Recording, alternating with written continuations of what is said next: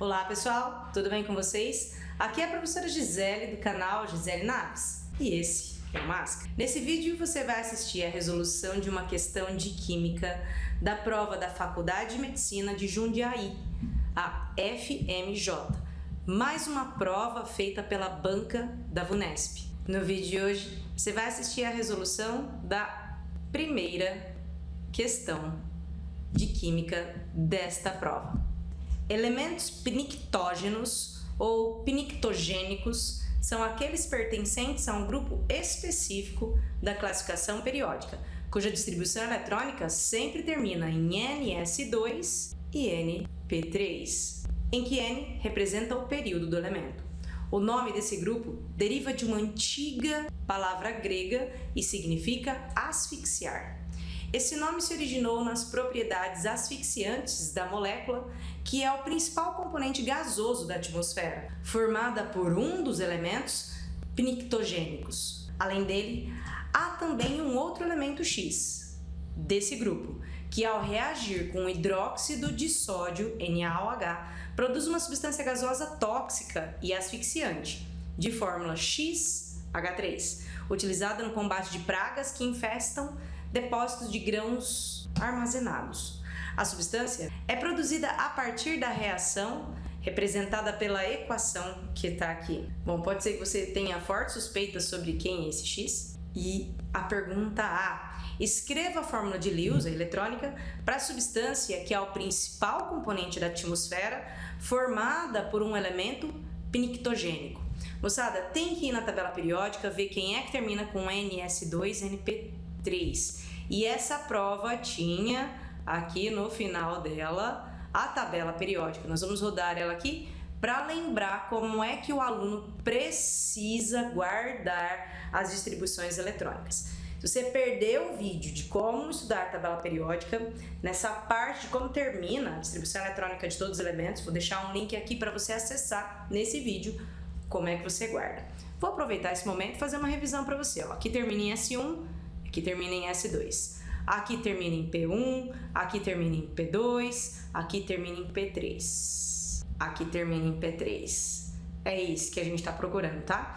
Bom, só na sequência, P4, P5, aí do neônio para baixo é P6, porque o hélio é S2. Então, por exemplo, nós vamos nessa questão lidar com essa família, com a família do nitrogênio, em que o primeiro elemento aqui é o nitrogênio. E poxa, você lembra da primeira pergunta? A primeira pergunta é sobre o gás atmosférico, é o gás nitrogênio. Então vamos voltar para a pergunta da questão, agora que a gente sabe que quem termina com P3 são os elementos do grupo 15 ou família 5A. Voltando aqui para a questão, agora que a gente sabe que é grupo 15, vou anotar aqui, grupo 15 ou família 5A. Se eu tenho que montar a fórmula de Lewis, quer dizer, a fórmula eletrônica da substância que é o principal componente da atmosfera, a gente vai montar o gás nitrogênio. Para a gente responder essa fórmula eletrônica, tenho que lembrar, o gás mais abundante na atmosfera é o gás nitrogênio. Então, respondendo a fórmula eletrônica, fórmula de Lewis, do gás nitrogênio, a gente representa o nitrogênio com seus 5 elétrons na última camada. Família 5A, 5 elétrons na última camada. Tá aqui. Como são 2 átomos de nitrogênio, vou representar os 2 átomos aqui. Pronto, agora vou mostrar as ligações covalentes para vocês. Compartilhou. Tá aqui então, resposta inicial do item A, prontinho pra gente. Ainda no item A, determine o valor da carga que elementos pnictogênicos adquirem quando formam ligação iônica com metais. Então, nitrogênio ou qualquer elemento da família 5A, como tem 5 elétrons na camada de valência, para ficarem estáveis precisam receber 3 elétrons. E lembra, quando recebe 3, a gente coloca 3 menos para o nitrogênio, para o fósforo. Então, determine a carga dos elementos pnictogênicos adquirem quando formam ligação iônica. A carga é menos 3, porque precisam receber 3 elétrons. Então, todos da família, por terem 5 elétrons na camada de valência, ficam com carga menos 3. Fim do meu item A. Agora vamos para o item B. com base na teoria da repulsão dos elétrons da camada de valência, determine a geometria da molécula XH3. Então agora eu vou ter que fazer a fórmula, a geometria molecular dessa substância X que está aqui. Não tem clareza sobre quem é, mas pela equação eu percebo que é o fósforo, ele que é P4.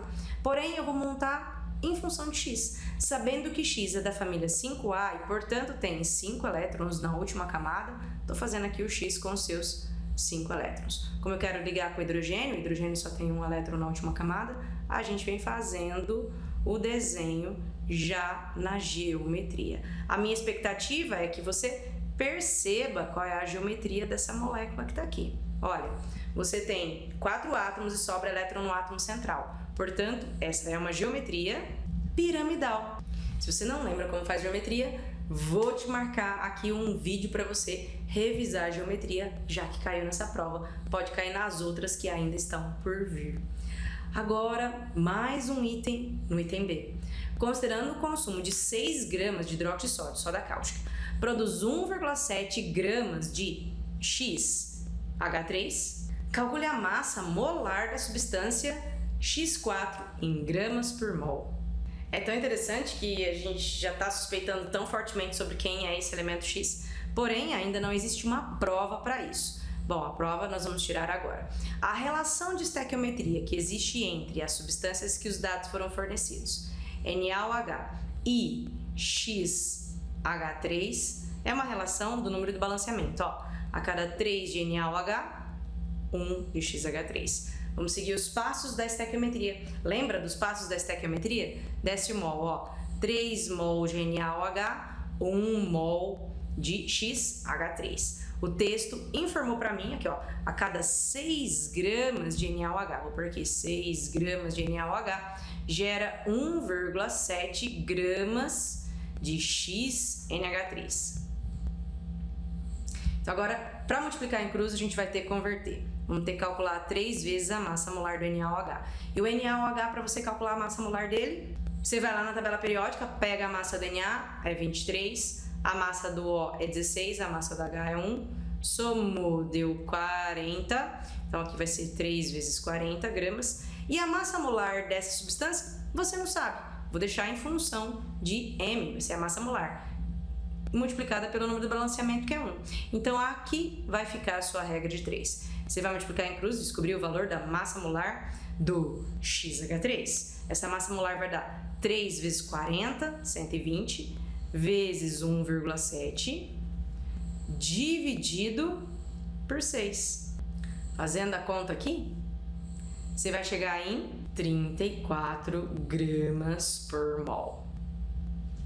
Sabendo que a massa molar aqui é de 34 gramas por mol, a gente tem que ir na tabela periódica e ver qual elemento dessa família 5A tem uma massa de, bom, sabendo que é X, tem 1 e a massa molar dele a gente não sabe. O H tem 3 e a massa molar dele é 1. 3 vezes 1 dá 3, 1 vezes X dá X. Somando isso tudo tem que dar 34. A gente tem uma equação, então, do primeiro grau. Vamos armar essa conta aqui. X mais 3 igual a 34. X, então, igual a 31 grama por mol. E aí eu vou olhar na tabela periódica, aquela mesma de novo. Quem é daquela família 5A, que tem uma massa atômica 31, tá aqui, é o fósforo. Durante a leitura da questão, se você já está treinado com algumas questões, se você já conhece um pouco de química, você já sabe que é o P aqui. Porém, não tinha provas e agora tem prova. Esse elemento aqui é o fósforo. Mas repara que eu ainda não respondi a pergunta, né? A pergunta é, calcule a massa molar da substância X4. Então, X4, a massa molar dele vai ser 4 vezes 31. Então, eu nem precisava saber realmente que era P, bastava perceber que a massa molar é 31. Então, agora você faz a conta. X4, que é 4 vezes 31, tem uma massa molar de 124 gramas por mol. E esta é a nossa resposta final do item B. Se você ficou até o fim da resolução dessa prova, é porque você tem interesse em assistir a prova inteira. E eu preciso saber disso. Então, se você quer ver a prova inteira, escreve aqui no comentário, eu quero ver a prova inteira, de química, obviamente, se eu sei fazer a prova de química. Deixa um comentário aqui, isso ajuda o YouTube a entender que esse tipo de vídeo é válido para a pessoa que presta vestibulares da Unesp, como você. Deixa um comentário aqui e se você ainda não está inscrito, se inscreve no canal. Esse vídeo fica por aqui, vejo vocês nos próximos vídeos e até mais!